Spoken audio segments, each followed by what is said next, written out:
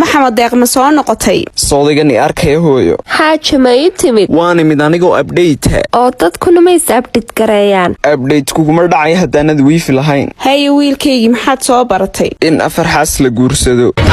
oo maanoo joogaad waxaa leedahay buubuu ma kugu celiyaa mar labaad wiilkaygii ma tu labaad baad guursatay hooyo waan ku jecelahay oo markaana sababtoo ah si fiican baad ii dareentay waa waxaan garanayay maxaa jira hooyo dee tu labaad buu qabaa maxmed deeq xaaji ma saasaad garatay xabiibti ma imikaad miskiin noqotay xaaji maxaad ii dishay wallaahi kumaan diline waad nooshahay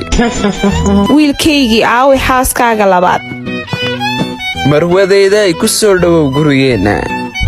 u kaadi hooyo anaa shaqadooda aqaanee kuusay yaan ku soo gaadhin caayar socda bal hanugu jabine hooyo haddaan jabo waa qadar alle xabiibka miyaa guriga haa marwe hore u soo soco wiilkaygii aadna ma soo gelaysid hooyo shaqadaan ka gaadhayaa xaaji soo yarna soo horta madax yar ayaa kuu duceeyey alla gubo fantugu dishaye siday wax kaayihin biyahaan qabo maxaad iigu shubaysaa biyo qabow ah haa ma inaad gubtaad rabtay wiilkaygii ma waxbaa ku gaadhay may maami may gaadhin sidee laakiin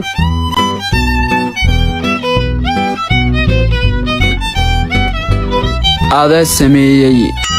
madax yaray waan ku fahmay waad iga badbaaday alla xaaji iga soo gaadh kuusay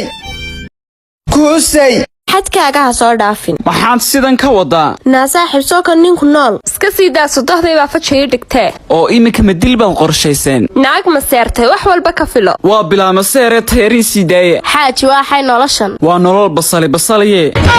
saaxiib hadday dhibi timaado koolmi haye xabiibti ma ii nabad qabtaa haa xaaji laakiin kuwan waa cabsi shaydaanka iska naarona fadhiisi gabadhaydii maxaad cabaysaa hooyo hooyo xabad kookaa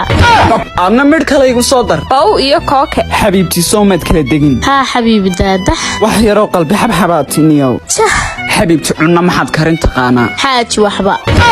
yes saambuus baajiye waxba ma taqaanid haa beybi oo caambulana weligay maa maqal way ii gashay